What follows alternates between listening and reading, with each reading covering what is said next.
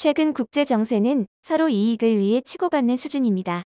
각자 나라의 이익이 있을 때 관계를 맺고 실익에 따라 관계가 유지되고 있습니다. 그러나 조건 없이 서로가 서로를 돕는 나라도 드물게는 있다는 것을 확인할 수 있었는데요.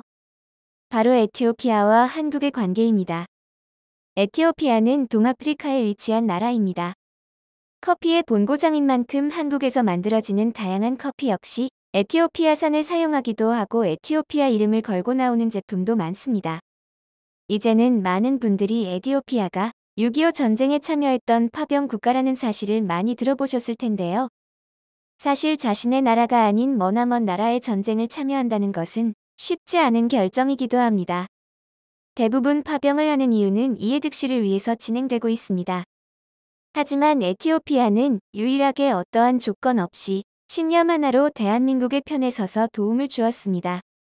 당시 에티오피아의 셀라시의 황제는 오직 침략으로부터 자유를 지키기 위함이다라며 신념을 밝히기도 했는데요. 이러한 신념으로 파병이 진행되었고 단장의 능선전투, 저격 능선전투 등 다양한 전투에 참여하여 큰 도움을 주기도 했습니다. 휴전 후 시간이 지나고 1968년 셀라시의 황제가 직접 한국에 방한하면서 춘천시에 상록수를 심기도 했는데요. 이 상록수는 현재도 잘 자라고 있는 것처럼 지금까지 에티오피아와 우호적인 관계를 유지하고 있기도 합니다.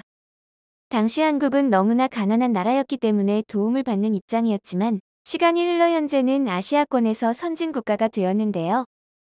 한국의 경우 급성장을 하여 세계를 놀라게 만들었지만 에티오피아는 여전히 해결하지 못한 문제가 있었습니다. 여전히 경제적으로 성장을 하지 못하고 가난한 나라라는 점이었는데요. 심지어는 기후변화 등으로 인하여 물 부족 현상이 심해지면서 상황 역시 악화가 되어가고 있었습니다. 2011년에는 동아프리카 일대가 엘니뇨 현상으로 인하여 가뭄이 생긴 이후로 현재까지 물 부족으로 인한 악조건에서 버티고 있는 상황입니다. 물 부족 현상은 식수 부족도 문제이지만 에티오피아 환경 특성상 농업에 대해서도 큰 타격을 입을 수밖에 없었죠. 무려 인구 중 80%가 농업을 하는 나라인데 물 부족으로 인하여 농업에 문제가 발생한다면 당연히 그에 대한 영향도 클 수밖에 없습니다. 그나마 마실 수 있는 물은 깨끗하지도 않았지만 선택권이 없어서 무려 8시간을 걸으며 15리터의 물을 길러오기도 했죠. 결국 에티오피아 정부는 이러한 물 부족 현상을 해결하기 위하여 방안을 낼 수밖에 없었는데요. 그렇게 나온 방안이 바로 관계용 댐 건설과 농업용 관계수로 건설이었습니다. 하지만 문제는 이런 설비에 대한 기술력과 전문 지식이 부족했기 때문에 직접 해결한다는 것은 어려운 일이었습니다. 결국 이탈리아, 일본 등 일부 선진국의 도움을 요청하게 되었는데요. 기본적인 틀조차 없는 에티오피아에 새롭게 댐 시설을 건설한다는 것은 매우 높은 난이도인데다가 예산이 부족하다는 이유로 모두 거절을 당했다고 합니다. 더욱이 나일강을 둘러싼 이집트와의 관계 때문에 어떤 나라도 쉽게 댐 건설을 도맡겠다 나서는 나라가 없었습니다. 오히려 댐 건설을 하려는 에티오피아를 환경 문제 삼아 비난하는 나라가 하나둘 늘어나기 시작했던 상황이었습니다. 모두가 불가능한 일이라고 고개를 저었던 일이었습니다. 그러나 절망에 빠진 에티오피아를 돕기 위하여 한국에서 먼저 손길을 내밀게 되었는데요. 6.25 전쟁 당시 파병의 고마움을 잊지 않고 받았던 것을 돌려주기 위함이었죠. 그렇게 무상원조 전담기관 코이카와 한국농어촌공사까지 합심하여 오로미아주 도도타군의 농업용 수용댐을 건설해주기로 약속을 한 것입니다. 이 오로미아주는 에티오피아의 수도로부터 차량으로도 무려 3시간을 이동해야 나오는 곳으로 굉장히 낙후된 지역으로 알려져 있습니다. 이 사업은 2018년까지 무려 1,590만 달러가 투입되는 어마어마한 규모의 공사이기도 했는데요. 가능성 타진만을 위한 조사가 수년이 걸릴 정도였지만 농업 생산성 향상, 경제 작물 재배, 농촌 개발, 농가 2,200가구와 15,000명의 주민들의 혜택 등 다양한 결과를 기대해 볼 수 있기 때문에 충분히 투자할 가치가 있었죠. 댐 건설로 인해 우리나라가 가져올 이익보다는 수많은 주민들의 생존권을 확보하는 일에 중점을 두었던 것입니다. 물론 일이 순탄하게 진행된 것만은 아니었습니다. 지속적 이슈가 발생하면서 사업이 지연되기도 했고 2019년에는 코로나19로 인해 전 세계에 엄청난 문제가 발생하기도 한 거죠. 결국 건설자재 공급이 중단되면서 사업은 잠시 멈추기도 했었습니다. 하지만 포기하지 않고 무려 7년이란 시간 동안 계속해서 진행한 끝에 공사를 마칠 수 있었습니다. 공사된 내용을 확인해보면 관계 면적 1100헥타르의 높이는 5m, 길이는 87m 추입보를 만들고 1.96km의 용수터널과 44.2km의 용수로가 건설되었습니다. 덕분에 농업 용수는 물론 식수까지 확보가 되면서 해당 지역 주민들 역시 더 이상 식량 걱정을 하지 않게 되었습니다. 이외에도 특용 작물인 토마토와 양파, 마늘, 감자, 고구마 등 다양한 작물 재배 기술도 함께 전수 중인 것으로 알려졌는데요. 이러한 작물들은 수확 후 판매되면 농가 소득이 약 20배 이상 증가할 것으로 기대하고 있다고 밝히기도 했습니다. 이러한 성과가 지속되기 위해서 한국농어촌공사 해외사업처장은 관계시설의 유지관리 교육과 함께 지역 주민에게 농작물 재배와 유통 판매까지 후속 사업을 도맡아 진행할 예정이라고 합니다. 에티오피아는 한국과 아주 특별한 인연이 있고 무엇보다 큰 도움을 받았기 때문에 이번 기회에 기쁜 마음으로 도움을 줄 수 있었던 게 아닐까 싶은데요. 사실 한국은 에티오피아뿐만 아니라 물 부족으로 힘든 시간을 보내던 개발도상국을 돕는 해외 사업을 꾸준히 진행해 왔었습니다.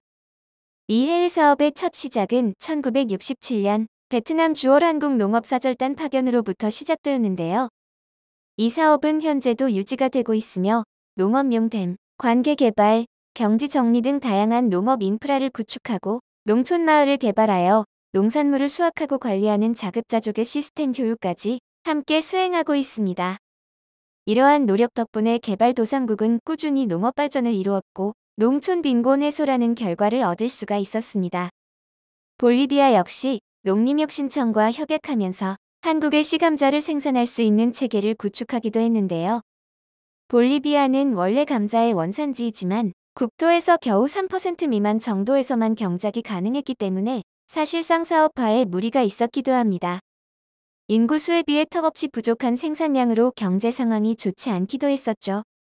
그로 인하여 빈곤율은 무려 50%가 넘어가면서 어려운 나라로 알려지기도 했습니다. 하지만 한국의 도움으로 여러 기술을 전수받아 경작이 가능한 국토를 더 넓힐 수가 있었습니다.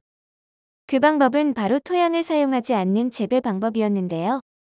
작물을 재배하려면 필수적으로 토양이 필요했지만 한국의 기술력을 더해서 이제는 양액 재배, 온실 작물 재배, 번식용 어린 식물 등 육류하우스를 설치하게 되었습니다. 또한 이러한 공사를 원활하고 더 넓은 공간까지 케어할 수 있도록 실험기 자재, 농기계, 저온 저장 시설 등 다양한 지원도 함께 진행되었습니다. 결과도 무척 좋았는데요.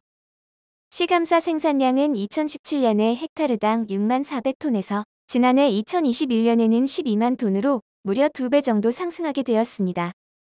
수출 역시 2,410달러에서 2021년 7,041달러까지 약 3배 정도 상승하게 되었습니다.